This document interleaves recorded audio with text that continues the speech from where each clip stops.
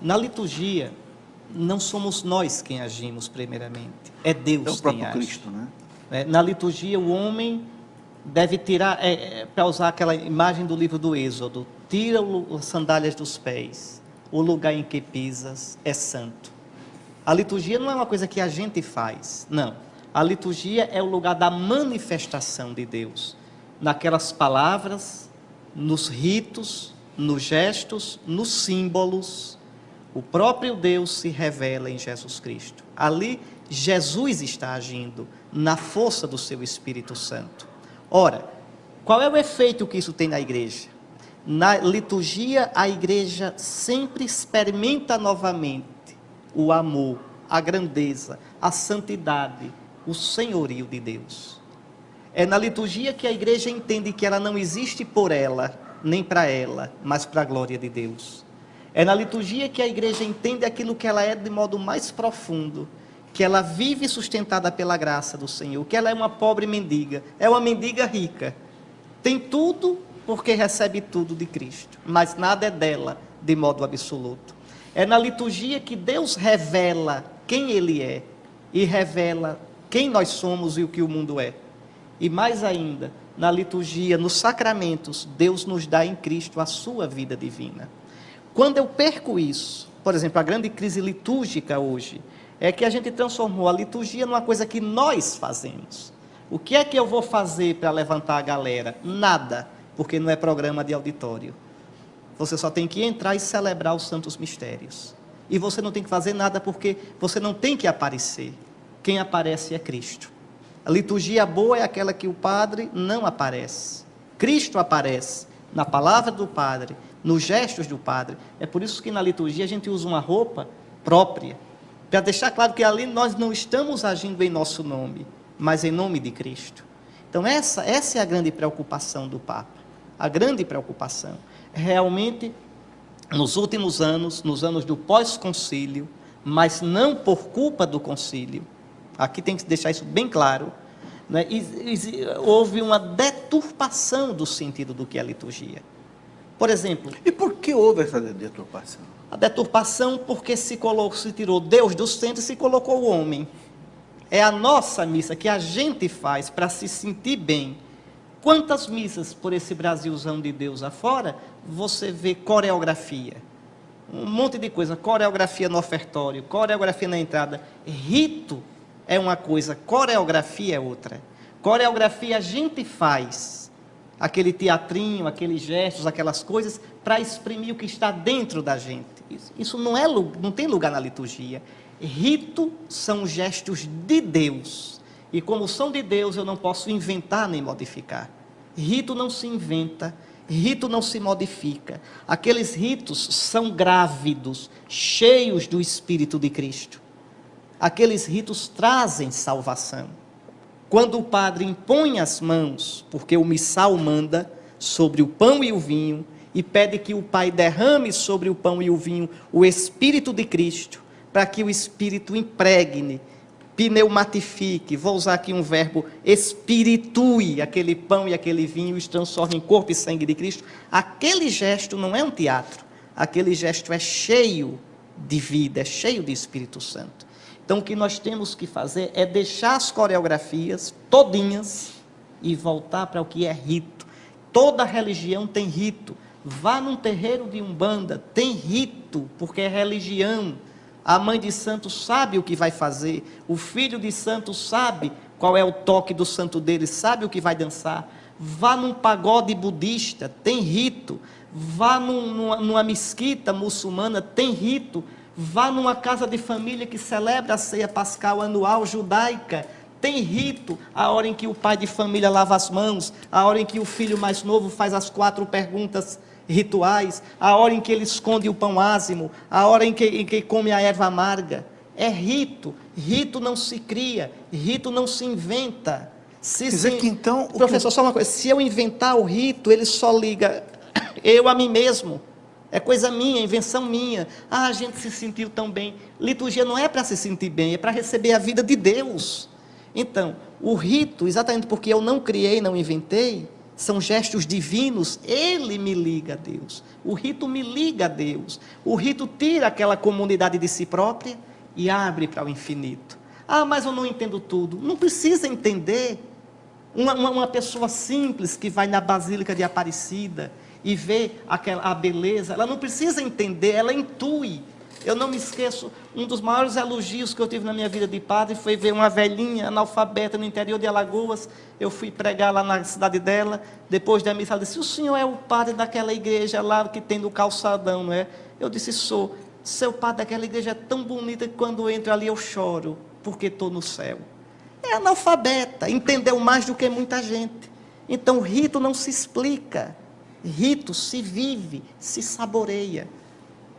Então, essa é a percepção de Bento XVI. Quer dizer que, então, o que o Papa quer dizer é que essa quebra na disciplina litúrgica causa uma quebra na disciplina da igreja? Sim, porque dá um curto-circuito. É uma igreja que se autocelebra. A comunidade celebra a si própria, os seus sentimentos, suas coisas. Mas o que é a liturgia cristã? É celebrar os mistérios de Cristo. Por que é que eu vou para a missa? Não é para me sentir bem, não. Eu vou para a missa porque ali está no altar o sacrifício pascal do Cordeiro imolado, aquilo que está no céu, o Cordeiro de pé como que imolado, de Apocalipse capítulo 5, esse Cordeiro que está diante do Pai com o seu sangue, oferecendo-se a nós no Espírito eterno, ele se coloca no altar, para que a igreja o ofereça, e depois o receba em comunhão, e tenha a vida eterna. Isso eu posso ir, professor, alegre, eu posso ir triste, eu posso ir deprimido, eu posso ir com crise de fé. Está lá a graça de Deus dando-se a mim. Então não é o que eu sinto. Não depende do homem. Não depende do homem, mas aí é que está. Mas a igreja é isso, a essência da igreja é isso. Não é à toa, professor, que a igreja é feminina em todas as línguas, a igreja é mulher. Veja, a igreja tem um esposo, é Cristo. A gente às vezes tem a tentação de criar uma igreja macho, uma igreja que é fazer coisa, uma igreja protagonista. Protagonista é Cristo. A igreja é a igreja do acolher a palavra, como Maria. É a igreja do ser esposa, toda atenta, toda carinhosa em relação a Cristo, toda adorante. Aqui está a nossa força. Por que é que muitas vezes nossas missas são chatas? Quantas vezes já escutei dizer, eu saio da missa pior do que o que entrei. Por quê? Porque não se celebrou o rito. Se fez aquela conversa comprida, aquele monte de comentário, aquele monte de coreografia, que é para levantar a galera. E não tem quem me levante. Porque uma pessoa diz: eu já estou abusado desse negócio aqui. Saí de casa para ver isso. Agora, celebra a missa enxutinha, piedosa.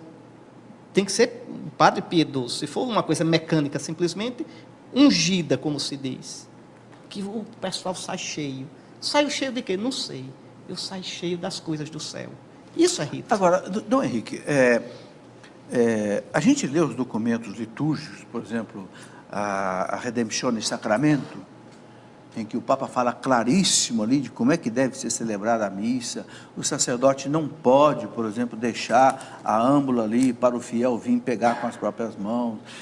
O sacerdote tem que ir lá distribuir a Eucaristia, porque é o Cristo nele ali que vai, não é? Mas a gente vê tanto erro por parte dos padres, Dom Henrique. Isso. O padre que fica no altar e manda os ministros da Eucaristia distribuir a Eucaristia. Isso. O outro que chega lá e coloca a âmbula lá e cada um vai lá e pega e tal. O outro que chega na oração do por Cristo, com Cristo, em Cristo, manda o povo rezar. Quer dizer, isso, a gente que é leigo, a gente que não é padre, eu fico pensando, meu Deus, eu que sou leigo, que não celebro, sei que não pode fazer isso, como é que essa multidão de padres... Por isso, como acertar essa disciplina litúrgica? Essa disciplina nem o Senhor vai ver, nem eu. Talvez os seus netos ou bisnetos. Porque é uma doença do nosso tempo. Aquilo que eu dizia, o protagonismo. Eu tenho que criar, eu tenho que inventar, eu tenho que aparecer. E acha que isso é pastoral, acha que isso é ser pastor, quando não é nada disso. Compreende? Então, Bento XVI nisso é muito mais manso do que João Paulo II. João Paulo II era um polonês, a igreja da Polônia é muito firme, muito rígida, e João Paulo II era assim. Bento XVI, ele prefere o quê? Esperar criar uma mentalidade. O Senhor falou, o Papa, da comunhão de joelhos, as pessoas de joelhos. E na boca. Veja, ele sabe que a norma litúrgica atual, aprovada por ele, permite que o fiel leigo escolha.